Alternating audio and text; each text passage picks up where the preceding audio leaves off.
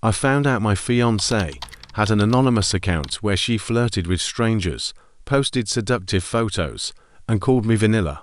We were 3 months away from getting married. We were on the rooftop of her favorite hotel downtown, just past midnight, wrapped in city lights and soft jazz playing from a portable speaker I brought just for the moment. I had memorized every line I wanted to say, but when I knelt down and pulled out the ring, all that came out was, "Christina, will you?" She didn't let me finish. She was already crying, already nodding, already saying yes like it was the only word she'd ever learned. I remember thinking, this is what forever feels like. We celebrated with champagne. She posted a blurry photo of the skyline with the caption, "He asked." I said yes, and within hours, hundreds of likes poured in. Her face was lit up in a way I hadn't seen before. Pure, unfiltered joy. Or maybe just good lighting. The next few weeks were a montage: dress fittings, venue visits, guest lists, Pinterest boards. Christina threw herself into wedding content like it was her full-time job. Every little thing became a story, a reel, a caption moment. I was okay with it. I knew she loved sharing, and it made her happy. But sometimes, it'd catch her pausing before hitting post, like she was editing not just the filter, but the truth. We had our morning rituals: coffee, small talk, light touches before we left for work. She'd text me things like "can't wait to be your wife" or send heart emojis for no reason. It all felt so complete.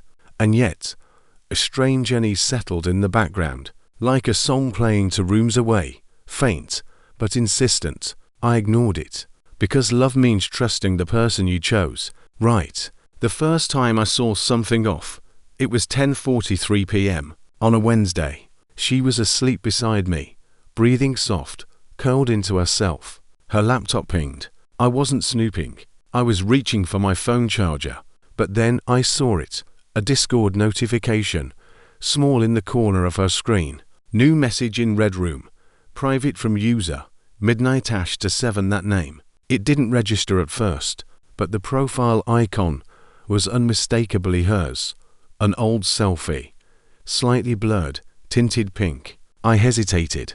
My hand hovered over the touchpad. I didn't open it. Not that night. Instead, I stared at the blinking cursor on her unlocked screen, wondering how well I really knew the woman I was about to marry. The next morning, I didn't say anything. We had breakfast. She kissed me goodbye. I watched her walk out the door, heels clicking like nothing was wrong. But something was. Over the next few days, I noticed more signs. Small things. A tab she closed too fast. Notifications cleared before I could read them. Her iPad, once shared between us, now had a passcode. She said she'd changed it accidentally. I said okay. The tension between my trust and my gut began to tear. Then one night, she went to bed early, said she had a headache. I sat in the living room, staring at her iPad she'd left charging. It was open, unlocked. This time, I gave in. The browser had an incognito tab still open. I clicked. It led to a Reddit Armor page titled, "Ask Me Anything," to 9F, anonymous, engaged, but addicted to attention. The username, CherryAsh27. It felt like I was staring into another version of her, a digital twin I'd never met. Posts going back 6 months. Photos I'd never seen. Cropped, filtered, alluring. Confessions, flirty banter, late-night thoughts. She'd written things like, "Hey sweet, but vanilla. I miss chaos. I miss being wanted. Sometimes I wonder if marriage is just a pretty trap." There were dozens of comments. Strangers sending praise, questions, fantasies. She replied to some. Not all, but enough. Enough to break something inside me. I scrolled for 2 hours. Screenshot after screenshot. Chat logs EDMS. Anonymous Q and As. And one message thread with a user named Nightpilot. "If you were mine, it'd never leave you craving." Good. Maybe I don't want to be his anymore. My chest went hollow. I closed the iPad, went to bed next to her, and pretended to sleep. The first time it happened, I told myself I imagined it. Christina had left her laptop open in the living room while she showered. I was watching something on mute, just waiting for the takeout to arrive, when a Discord notification popped up in the top right corner of her screen. New message, Red Room private channel. It lingered for a second too long before fading. I blinked. Discord. I didn't even know she used it. A second ping followed, then a third. I leaned forward instinctively, but before I could get a closer look, the sound of the bathroom door opening snapped me back into place. She walked out wrapped in a towel, laughing at something on her phone, completely unaware. And I said nothing. Not that night. Not the next day either. But something stuck. Not just the Red Room label. Something about the username. I couldn't shake the feeling that I recognized the profile icon that had flashed briefly with the ping. A soft pink tinted selfie, blurred just enough to hide in plain sight. It looked exactly like a photo she once took, but never posted. I'd seen it only once, saved in a hidden folder titled Unused. Why would that be her Discord avatar? I didn't want to become the guy who checked his fiancée's devices. That's what I kept repeating.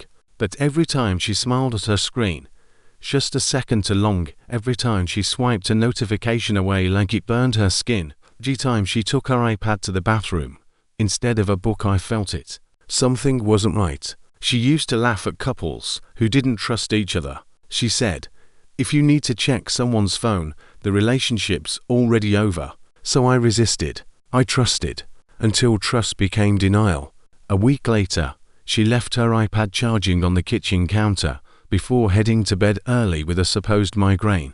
I stayed behind, cleaning up. The screen lit up with a ping. No lock screen, no passcode. I stared at it like it was radioactive. Then I tapped it open. Safari was in private mode. She must have forgotten to close it. There were 6 open tabs. The last one loaded instantly. It was a Reddit thread titled, "To 9F engaged but craving freedom. Ask me anything." Username, Cherry Ash to 7. It hit me like a punch in the stomach. That was the same name from the Discord pop-up. It was her. There was no doubt now. I scrolled through her posts. The writing was undeniably hers. The phrasing, the way she typed lowercase I and used too many ellipses. And then there were the confessions. She wrote about being bored in her relationship. She wrote about craving attention from strangers. She wrote about keeping secrets to protect someone who doesn't really know me. One comment read, "You ever get scared you're about to marry the wrong person just because it's safe?" She had responded every single day. I felt cold spread through my chest. The posts got bolder. Some were about sex, others about identity. A few were practically pleas for validation. Hundreds of anonymous men replied, most of them sleazy, some weirdly poetic. She replied to several. "You're too hot to belong to just one man. Tell that to the ring he put on my finger." I kept scrolling. She linked to an anonymous Tumblr account where she posted moody selfies, half-dressed mirror shots, cryptic quotes. The captions were what got me. "No one knows what I do when the lights go out. Engaged to be caged." And then something even worse. A string of OnlyFans comments. She didn't have her own account, but she interacted often under her alias. Flirty replies, little donations, DM me on Discord comments, and every time I looked at the messages she wrote, every suggestive emoji, every heart she left on a stranger's post, I heard her voice in my head, saying, "You're the only one who really gets me." I spent hours collecting it all. Screenshots, threads, profile names. The timeline stretched back nearly a year. She was building this entire secret life, one where she didn't belong to me at all. And the most brutal part, she never once slipped up, never gave me a reason to doubt her. No late night outings, no sketchy excuses. She was just good at it. I closed everything, deleted the tabs from her iPad, placed it back exactly how it was, then walked into the bedroom. She was fast asleep. I stood over her for a long time, watching the rise and fall of her breathing, and for the first time, I didn't see the woman I was going to marry. I saw a stranger with my ring on her finger. She had more than one account. That realization didn't come with a bang. It arrived like a slow, choking tide, pressing on my chest, making it hard to breathe. At first, I thought I was just overreacting. One anonymous profile, maybe 2. Curiosity, perhaps. A phase, something small, contained. But as I traced the breadcrumbs of her digital footprints, the illusion of small unraveled fast and violently. Cherry Ash 27 was just the beginning. Beneath that alias, there was a threadbare veil of mystery flirty posts, cryptic replies, a curated identity that tiptoed between innocence and suggestion.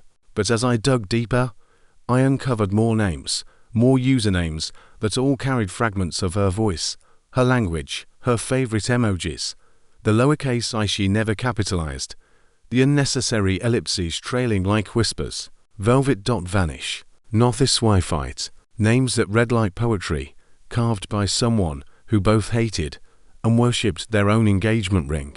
Each account was a different flavor of her. On one, she commented on relationship forums like she was single and cynical, giving advice that mocked men who were too soft, too eager to please. On another, she left comments on OnlyFans creator pages, not as a customer, but as an admirer, someone who wanted to be seen by people who didn't know her name or face. And then there was the locked Twitter page, buried under layers of privacy, where she wrote things like, "Being loved too gently makes me forget I exist." She flirted with followers. She accepted digital gifts. She shared selfies never explicit, always just this side of ambiguous with captions like "Tell me what you'd do if I weren't taken or engaged, not dead."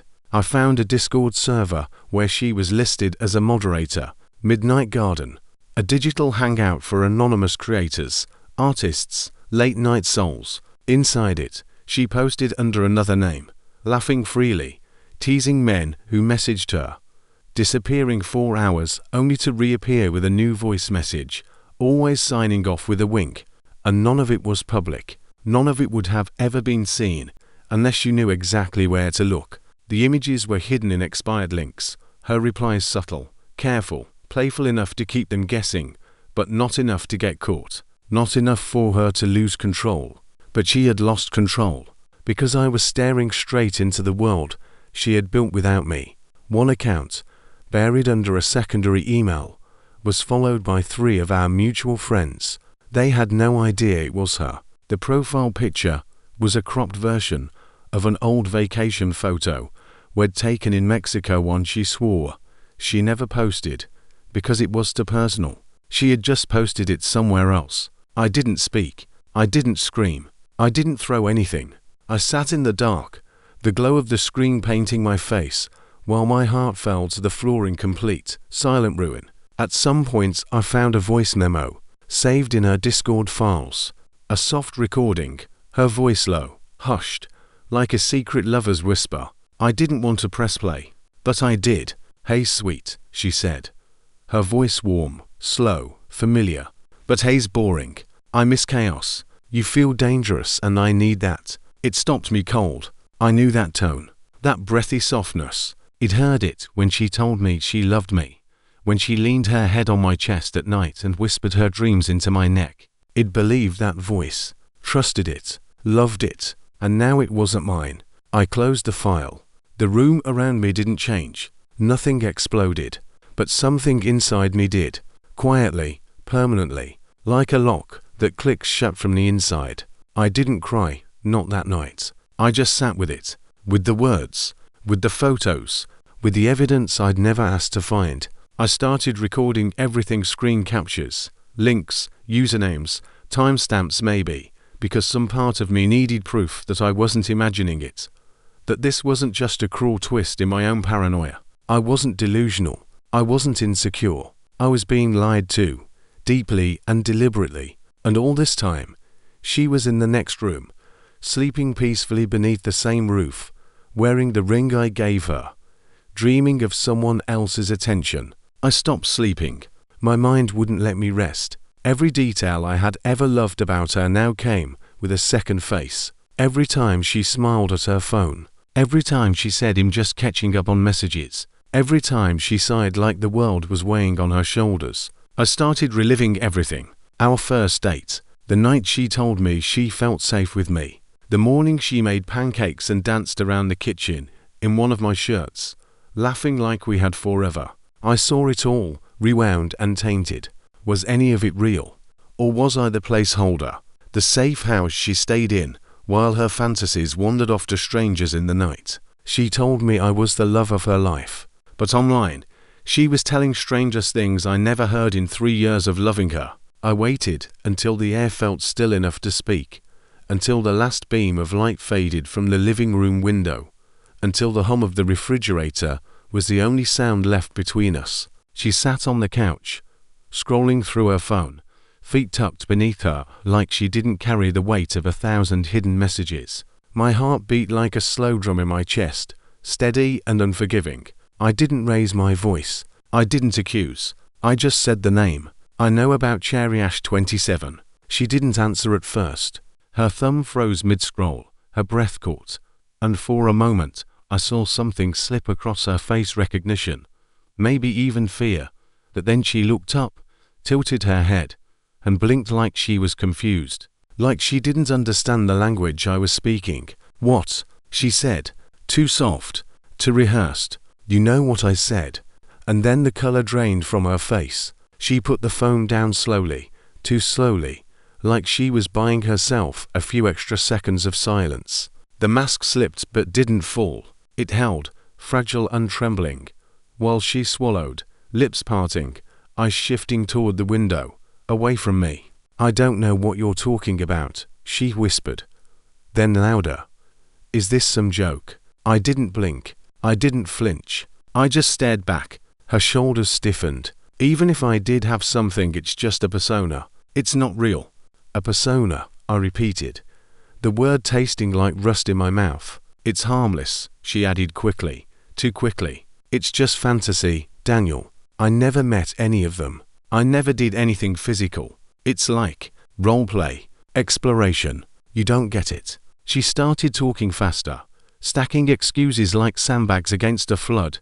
She couldn't stop. "It's art, kind of. I mean, people make anonymous blogs all the time." I was venting, expressing myself.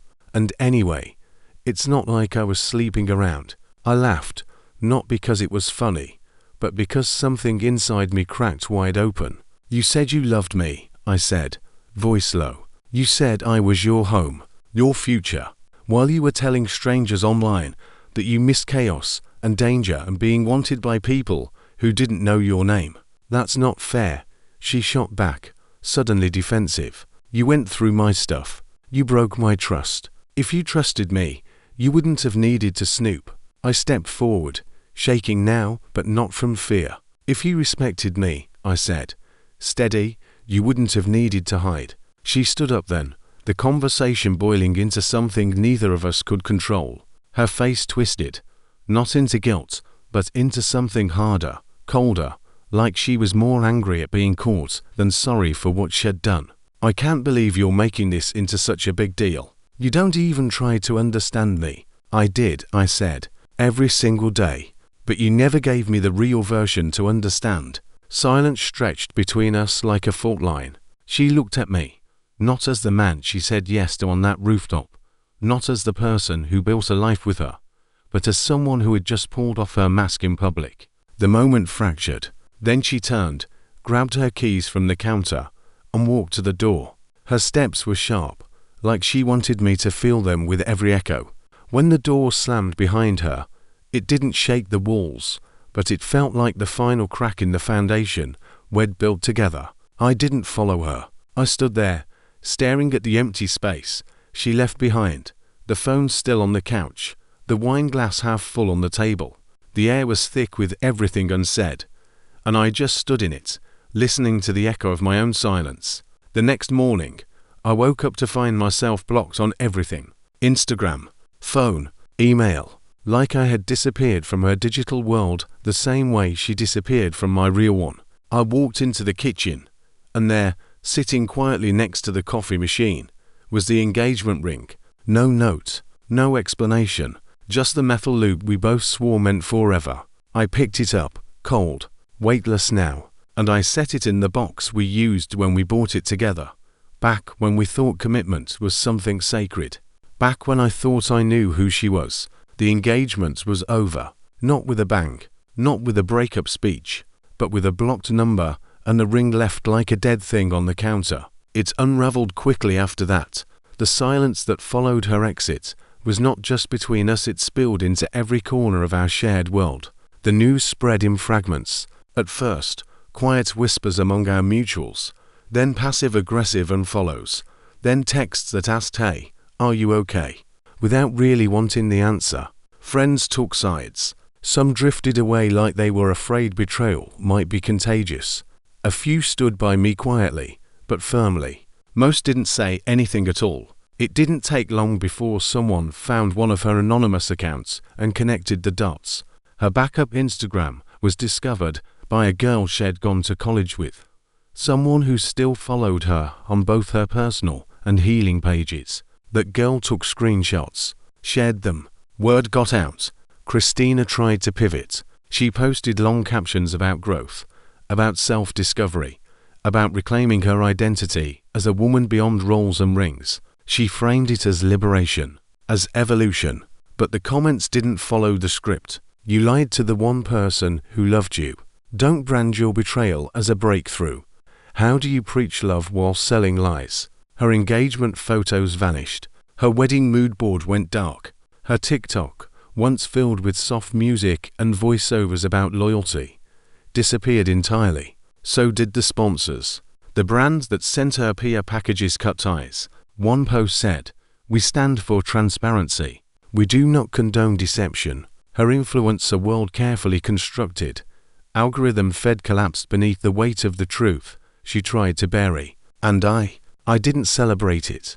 There was no pleasure in watching someone you once adored be dismantled publicly. There was just stillness. My days became quieter. I stopped answering questions. I let voicemails go unheard. I got rid of the folder on my desktop labeled wedding, deleted the venue checklist, removed the playlist we made together, threw out the cork from the bottle of champagne we opened the night she said yes. Every little object held the weight of what we'd almost built, and I was tired of carrying things that weren't mine anymore. I started therapy, not to fix myself because I wasn't broken, but to make sense of the noise she left behind. The questions that circled me like gnats. How did I not see it sooner? Was I not enough? Had she ever really loved me? I walked a lot, through city streets, along empty parks. I listened to songs without lyrics, sat through dinners with nothing but the clink of a fork. I said no to friends who tried to cheer me up with drinks and distractions. I didn't want to forget. I wanted to understand. And somewhere in that quiet, I began to write again. Just a notebook at first. Pages that held nothing but pieces of thought, regret, fury, nostalgia, the mess of it all. I hadn't journaled since college, but there was something comforting about paper. It didn't judge. It didn't flinch. It just took whatever I gave it, and I gave it everything. Some people love the feeling of being watched more than the feeling of being loved. Some people don't want a partner. They want an audience. Applause, reaction, attention dressed up as affection. She didn't want the quiet work of building something real. She wanted mirrors, echoes, notifications. I was never in competition with another man. I was in competition with 100 nameless admirers she curated with hashtags and filters. I didn't lose her to infidelity in the traditional sense. I lost her to fantasy, to performance, to a version of herself she loved more than she ever loved me. And I don't hate her. I don't pity her either. I just see her clearly now, and in that clarity, it found something like peace, not healing, not wholeness, but awareness, a stillness that doesn't ache like it used to. She built her fantasy online. I'll build my reality offline without her. If you're still here, it means you felt that too. The silence after betrayal, the ache of truth, the slow crawl back to yourself. At Open Secret Stories, we tell the ones no one wants to admit, the stories whispered behind closed doors, the confessions buried in inboxes, the truths people try to edit out of their lives. Subscribe. Stay. There are more stories coming, and some of them might feel a little too familiar.